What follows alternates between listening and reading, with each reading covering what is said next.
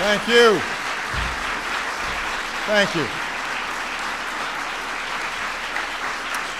Thank you so much. Thank you, everybody. Please have a seat. Well, first of all, let me thank Dr. Collins, not just for the introduction, but for his incredible leadership at NIH. Those of you who know Francis also know that he's quite a gifted singer and musician, so I was asking whether he was going to be willing to sing the introduction, and he declined, but his leadership has been extraordinary, and I'm glad I've been promoted to scientist-in-chief.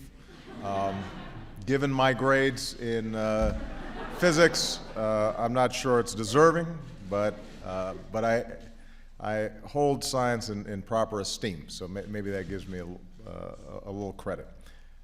You know, today I've invited some of the smartest people in the country, some of the most imaginative and effective researchers in the country, some very smart people, to talk about the challenge that I issued in my State of the Union address: to grow our economy, to create new jobs, to reignite a rising, thriving middle class by investing in one of our core strengths, and that's American innovation.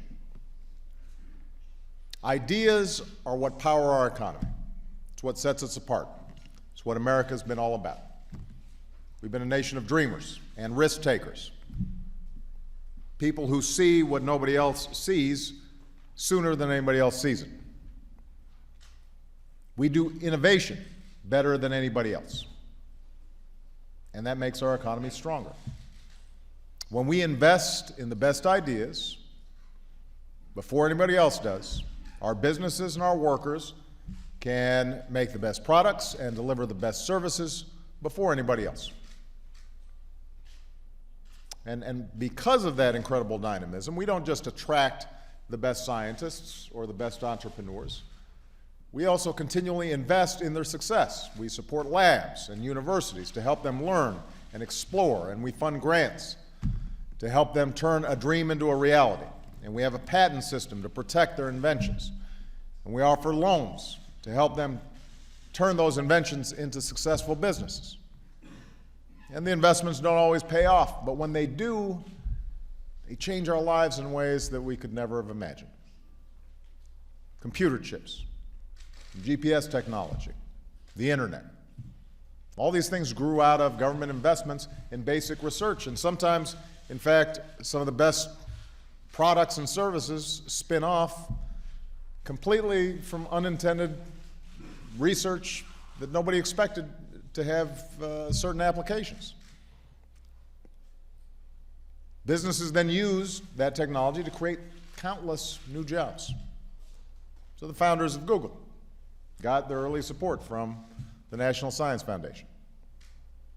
The Apollo project that put a man on the moon also gave us, eventually, CAT scans.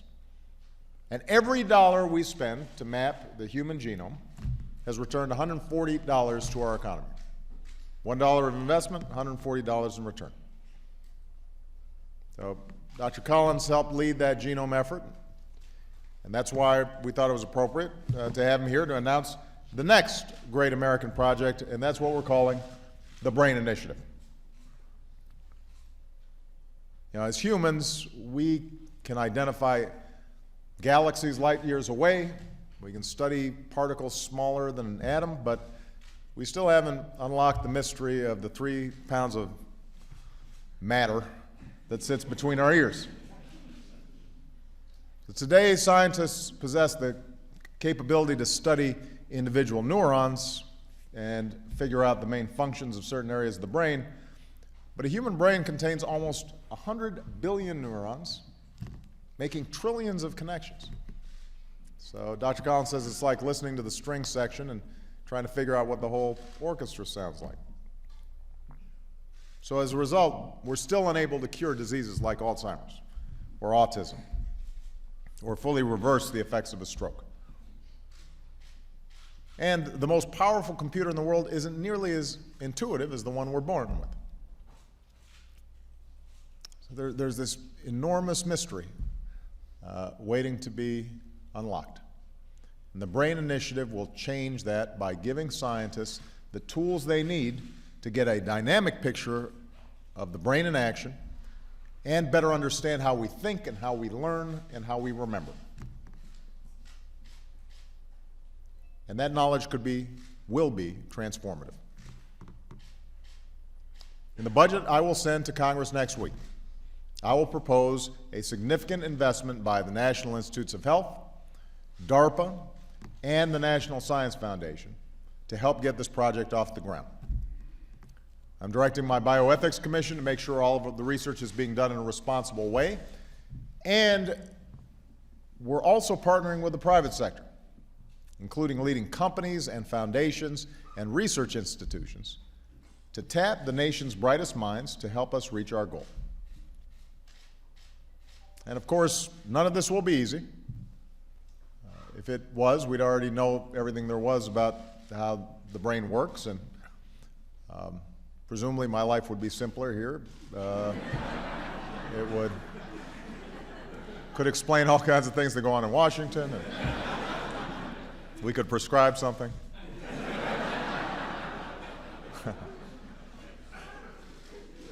So it won't be easy, but think about what we could do once we do crack this code.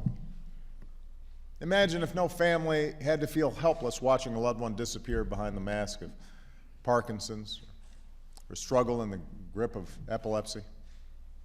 Imagine if we could reverse traumatic brain injury or PTSD for our veterans who are coming home.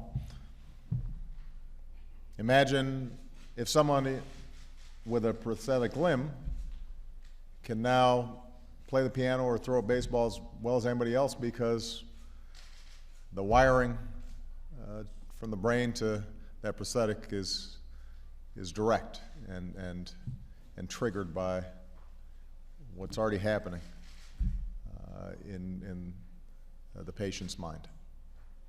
What if computers could respond to our thoughts, or our language barriers could come tumbling down? Or if millions of Americans were suddenly finding new jobs in these fields, jobs we haven't even dreamt up yet because we chose to invest in this project. That's the future we're imagining. That's what we're hoping for.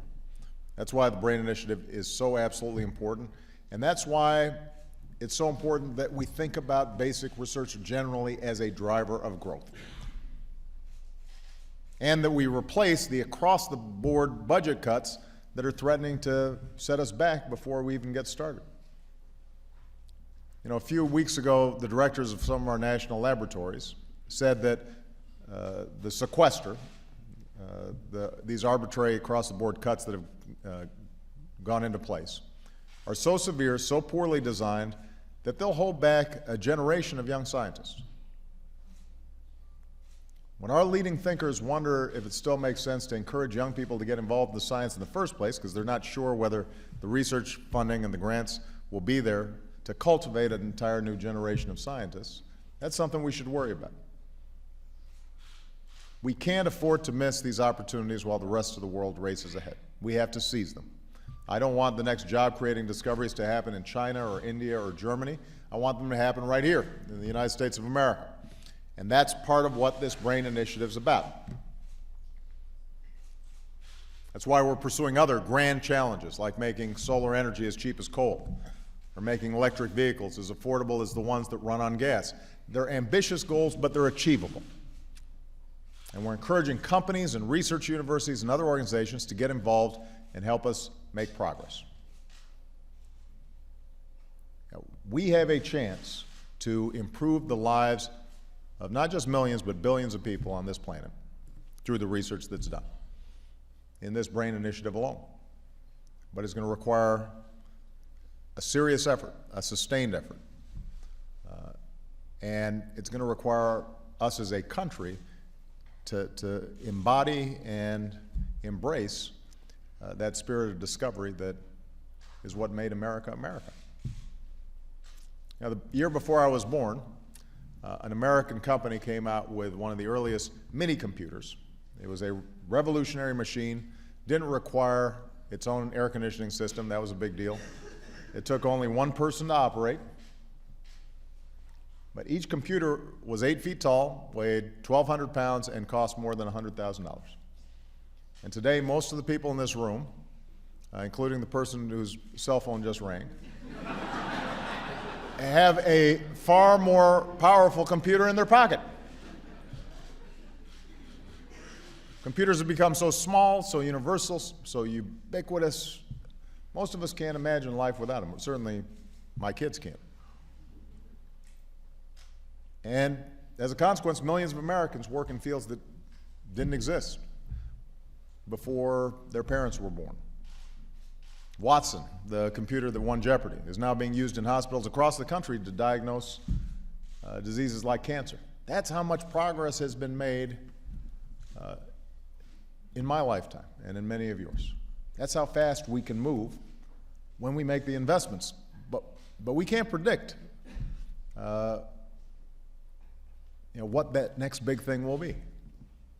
We don't know what life will be like 20 years from now, or 50 years, or 100 years down the road. What we do know is if we keep investing in the most promising solutions to our toughest problems, then things will get better. I don't want our children or grandchildren to look back on this day and wish we had done more to keep America at the cutting edge. I want them to look back and be proud that we took some risks, that we seized this opportunity. That's what the American story is about. That's who we are. That's why this BRAIN initiative is so important. And if we keep taking bold steps like the one we're talking about to learn about the brain, then I'm confident America will continue to lead the world in the next frontiers of human understanding. And all of you are going to help us get there. So I'm very excited about this project. Francis, let's get to work. God bless you, and God bless the United States of America. Thank you.